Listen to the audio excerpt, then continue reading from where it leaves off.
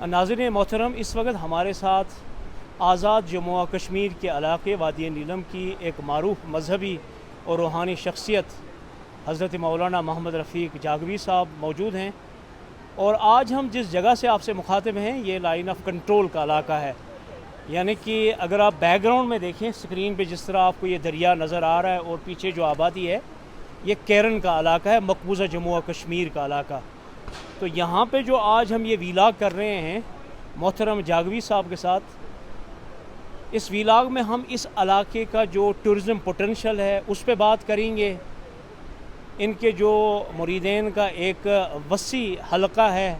आज़ाद जम्मू और कश्मीर से बाहर भी, मुल्क के चारों सूबों गिलगित बल्तिस्तान और इसके साथ साथ बैरून ममालिक भी है। मोहतरम जागवी साहब, हम आपको अपने प्रोग्राम में खुशामदीद कहते हैं। पहले ये बताइएगा कि आपके बुज़ुर्गों की बड़ी खदमात रही हैं इस इलाके में, उस बारे में बताइएगा। बिस्मिल्लाहिर्रहमानिर्रहीम, अस्सलाम वालेकुम। जनाब, आपका बहुत शुक्रिया कि आपने इस पुरफ़िज़ा मुकाम पर आपसे मेरी मुलाकात हुई। बुनियादी चीज़ ये है कि मेरे जो दादा साहब हैं हज़रत मौलाना बरकतुल्लाह जागवी रहमतुल्लाह अलैह, ये हमारा सिलसिला उनसे शुरू हुआ है। वो तकरीबन 1894 से 96 के दौरान उनकी विलादत है। उसके बाद मुत्तहिदा हिंदुस्तान था, मुख्तलिफ़ इलाक़ों में अपनी तालीम हासिल करते रहे। तालीम हासिल करने के बाद अल्लाह की इबादत और रियाज़त में उन्होंने अपना मुजाहिदात में वक्त गुजारा। जब वो इस इलाके में तशरीफ़ लाए तो यहाँ पे उनका रूहानी तौर पे एक मामला था, तो लोगों के इल्म में आया, लोगों का आना जाना, फिर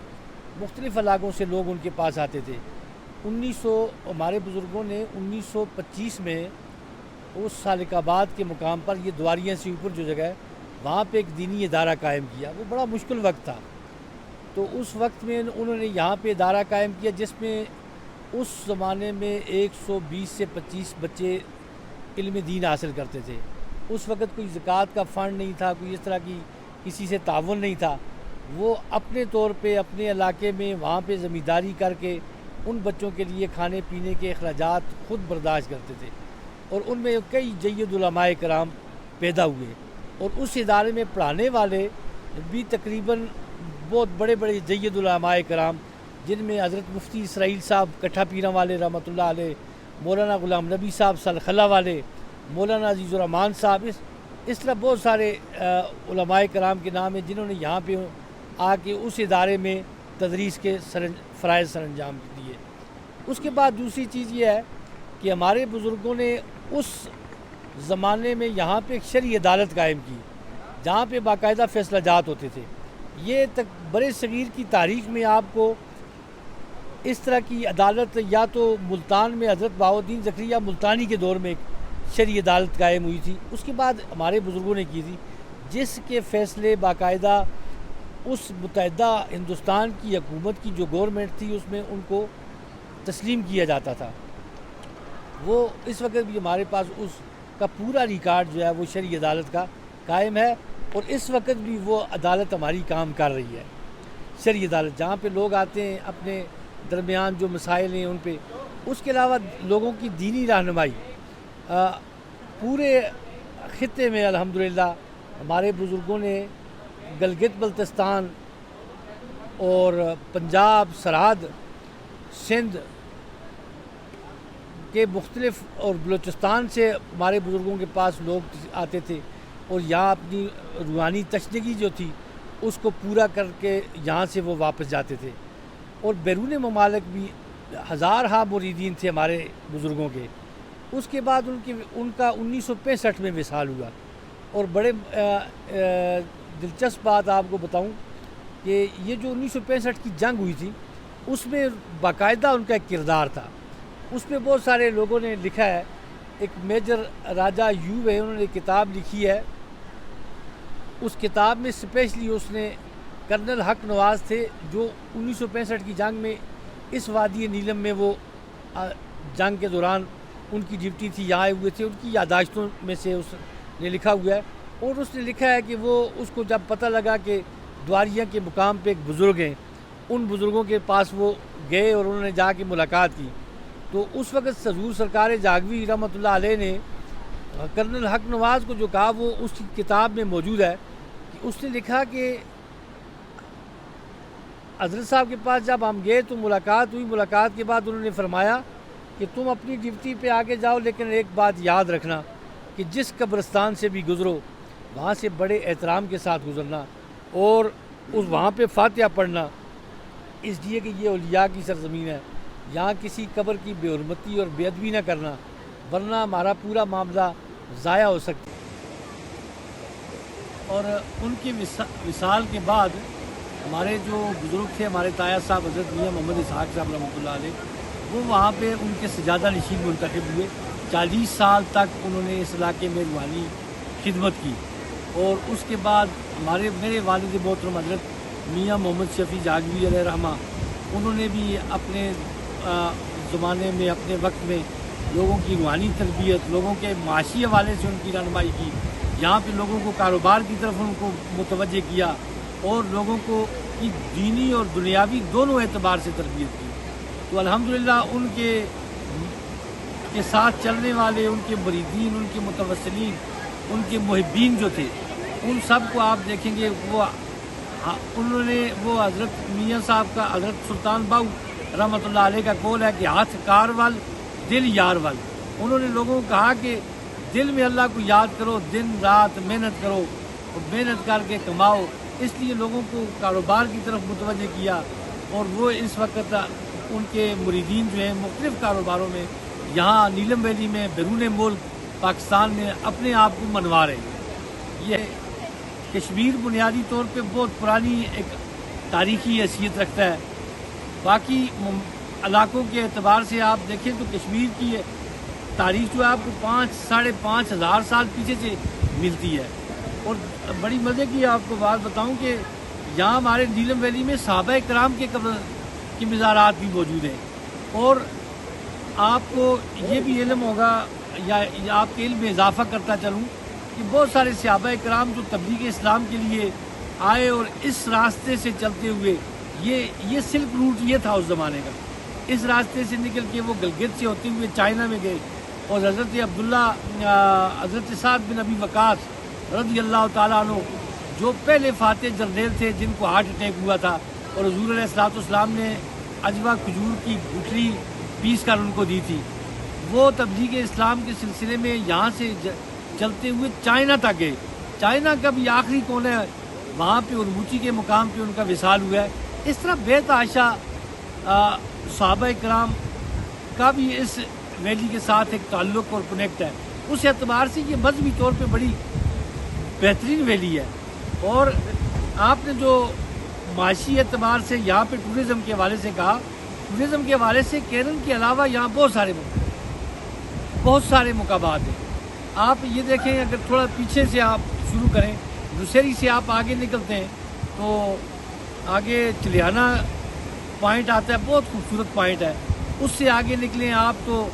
پلشئی سے اندر ایک راستہ جاتا ہے، وہاں سے آپ جائیں گے آگے اپنا پٹن بہت خوبصورت جگہ ہے، جاگراں ہے، جاگراں سے اوپر بابون ٹاپ پہ راستہ جاتا ہے، اور بابون ٹاپ بہت خوبصورت اور پرفضا مقام ہے۔ اور اگر وہاں سے آپ نیچے پلشئی سے آگے آ جائیں تو یہ پوائنٹ بہت پیارا خوبصورت پوائنٹ ہے، کیرن اپر نیلم۔ اور یہاں سے تھوڑا آگے جائیں نگدار نالہ ہے، نگدار نالہ سے اوپر راستہ جاتا ہے جو کارکا کے راستے سے، پھر یہاں سے بھی آپ بابون ٹاپ پہ پہنچتے ہیں۔ اس بابون کے ایریے میں دمیل ایک جگہ بہت خوبصورت ہے، پھر اللہ آپ کا بھلا کرے جبڑی ایک جگہ بہت خوبصورت اور پرفضا مقام ہے، بہت پرفضا مقام ہے۔ اور وہاں سے واپس آپ اگر نگدار آ جائیں، یہاں سے تھوڑا پیچھے جائیں، لوات نالہ ہے، لوات نالے میں آپ اندر چلے جائیں تو پتلیاں ایک بہت خوبصورت اور پرفضا مقام ہے، وہاں پہ ایک بڑی پیاری جھیل بھی ہے۔ اس طرح رہائش کے لیے لوگوں نے وہاں پہ ٹینٹ ولیج بھی قائم کیے ہوئے۔ یا واپس آئیں تو تھوڑا لوات سے آگے جائیں، دواریاں ہیں، دواریاں سے رتی گلی کا ایک روٹ نکلتا ہے، رتی گلی بہت خوبصورت اور پرفضا مقام ہے، وہاں پہ دنیا کا ایک بڑا عجوبہ ہے، وہ جو جھیل ہے دنیا کی خوبصورت ترین جھیل ہے، اور اس کو دیکھنے کے لیے لاکھوں سیاح ہر سال ادھر کا رخ کرتے ہیں، اور وہاں پہ بہت سارے ٹینٹ ولیج قائم کیے گئے ہیں۔ اور اس کے علاوہ راستے میں جو ہے بہت سارے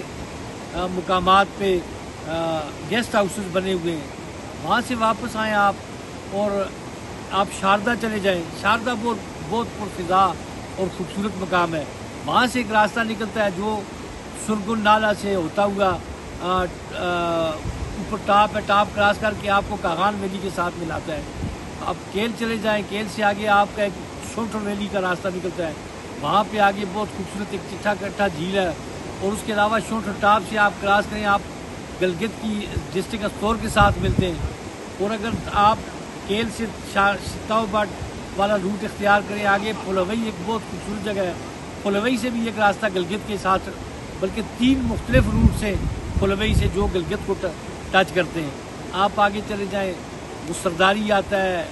حلم آتا ہے، تاؤ بٹ ہے، تاؤ بٹ والا ہے، بہت خوبصورت۔ آگے گگئی بہت خوبصورت اور پرفضا مقام ہے، اور کمری ہے۔ اور ادھر سے آپ جب تاؤ باٹ والی طرف سے جاتے ہیں تو آپ استور کے ساتھ 3 جگہوں سے لگتے ہیں، ایک کمری والی طرف سے لگتے ہیں، ایک آپ اپنا وہ کارگل والی طرف لگتے ہیں، اور دیوسئی کے ساتھ لگتے ہیں، جا کے چھوٹی دیوسئی کے ساتھ۔ اور یہ اتنا خوبصورت اور پرفضا مقام ہے جہاں پہ انڈین آلات جو خراب تھے۔ محترم گزارش یہ ہے کہ یہ بنیادی طور پہ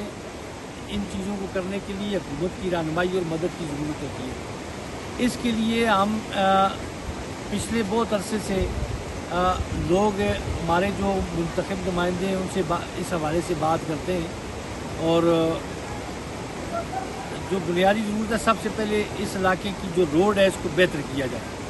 اگر ہماری روڈ بہتر ہوگی، پہلے کی نسبت کافی بہتر ہے، لیکن اس کو اور بہتر ہونے کی ضرورت ہے،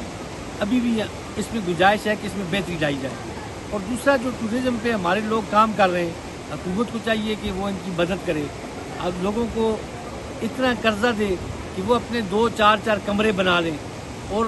جو آنے والے مہمان ہیں ان کو اچھے طریقے سے ان کی دیکھ بھال کر سکیں،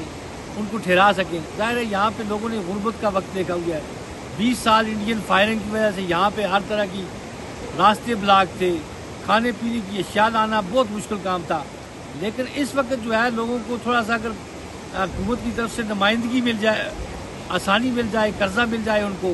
اور ان کو اس معاملے میں مدد مل جائے، تو میرے خیال میں بہت ساری چیزیں بہتر ہو سکتی ہیں۔ اور اس کے ساتھ دوسری چیز یہ جناب بنیادی طور پہ گزارش یہ ہے کہ اس نیلم ویلی کی خوبصورتی جو ہے، اس کا قدرتی حسن جو ہے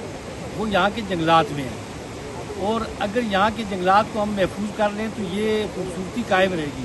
اگر اس کو ہم نے محفوظ نہ کر سکا تو یہ خوبصورتی ختم ہو جائے گی، اور اس خوبصورتی کو قائم رکھنے کے لیے ہمیں ہمارے جو مختلف محکمہ جات ہیں ان سارے محکموں کو آپس میں کوآرڈینیشن رکھ کے یہاں پہ ساری چیزوں کرنا۔ مثلاً روڈ نکل رہی ہے، کوئی لنک روڈ نکل رہی ہے، تو وہ جنگلات کے ساتھ مل کر وہاں کے جنگل کو محفوظ کریں اور پھر اس سڑک کو نکالیں، اور اسی طرح آگے باقی محکمے جو ہیں وہ مل کے کریں گے۔ یہ یہاں کا پانی بہت صاف ہے، فضا بہت اچھی ہے، لوگ یہاں آتے ہیں اس فضا مقام سے فائدہ لینے کے لیے، یہاں آتے ہیں ان کی صحت اچھی ہوتی ہے۔ لیکن جب یہاں کی فضا آلودہ ہو جائے گی، یہاں کی چیزیں خراب ہو جائیں گی، تو میرے خیال میں پھر آنے کا یہاں کوئی فائدہ نہیں ہے۔ تو اس کے لیے ان کو چاہیے کہ حکومت کو اس کے متعلقہ جو ادارے ہیں ان اداروں کو یہاں پہ کوآرڈینیشن کے تحت یہ جو مختلف مقامات ہیں جہاں پہ جا کے لوگ ٹھہرتے ہیں ان لوگوں کی ان مقامات کی صفائی کا خاص خیال رکھا جائے، اور کوڑا کرکٹ جو جگہ جگہ پھیلا ہوا اس کو اٹھا کے ویسٹ مینجمنٹ کے تحت اس کو کیا جائے، تاکہ اس ملک کی کا جو قدرتی حسن ہے اس کو قائم اور دائم رکھا جائے۔ اور دوسری ایک تجویز یہ بھی ہے، اگر حکومت وقت اس پر تھوڑی سی توجہ دے تو ہمارا جنگل بچ سکتا ہے، لیکن یہاں پہ جنگل کو بچنے کی طرف کوئی توجہ نہیں دے رہا۔ بنیادی جو چیز ہے، اگر یہاں پہ سالانہ اگر دیکھیں جو باہر جنگل جاتا ہے اس کو چھوڑ دیں، لیکن یہاں کے لوگوں کی ضرورت ہے بالن کے لیے وہ جنگل کو استعمال کرتے ہیں، اور اس کے لیے ایک آسان تجویز ہے بہت کم خرچے میں۔ اگر ہر گاؤں میں 2-3 مقامات پہ حکومت مختلف اداروں کے ذریعے بھی کر سکتی ہے کہ اگر گوبر پلانٹ لگوا دے، ان گوبر پلانٹ کے ذریعے آپ کو گیس مہیا ہوگی، متبادل ہے اس لکڑ کا، اور بجلی بھی آپ کی اس سے پیدا ہو سکتی ہے۔ پنجاب میں آپ دیکھیں، اندرون پنجاب میں بہت بڑا مسئلہ تھا کہ وہاں پہ جو زمیندار لوگ ہیں ان کی زمینوں کو بجلی نہ ہونے کی وجہ سے بہت سارے مسائل تھے، فصل نہیں پیدا ہو پا رہی تھی اس طرح۔ لیکن جب انہوں نے حکومت پنجاب نے انیشیٹو لیا، میاں شہباز شریف جب وزیر اعلیٰ تھے، تو انہوں نے وہاں پہ ان لوگوں کو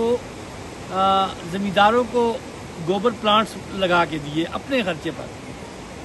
اور اس کا فائدہ یہ ہوا کہ اس گوبر پلانٹ کا خرچہ ہی کچھ نہیں ہے، اس پہ انہوں نے ایک جنریٹر لگانا ہے اور 50 kV کا آگے جو وہ ٹرانسفارمر ہے اس کو بجلی مہیا ہو رہی ہے، آگے موٹر چلتی ہے، زمینوں کو پانی مل رہا ہے۔ تو آئیڈل کا متبادل بھی یہ ہے، اور یہاں پہ دیکھیں آپ اس پانی سے کتنا سارا فائدہ لیا جا سکتا ہے۔ میں حیران ہوں، 84 کی ایک میں نے دیکھی تھی، حکومت آزاد کشمیر نے ایک سروے کروایا تھا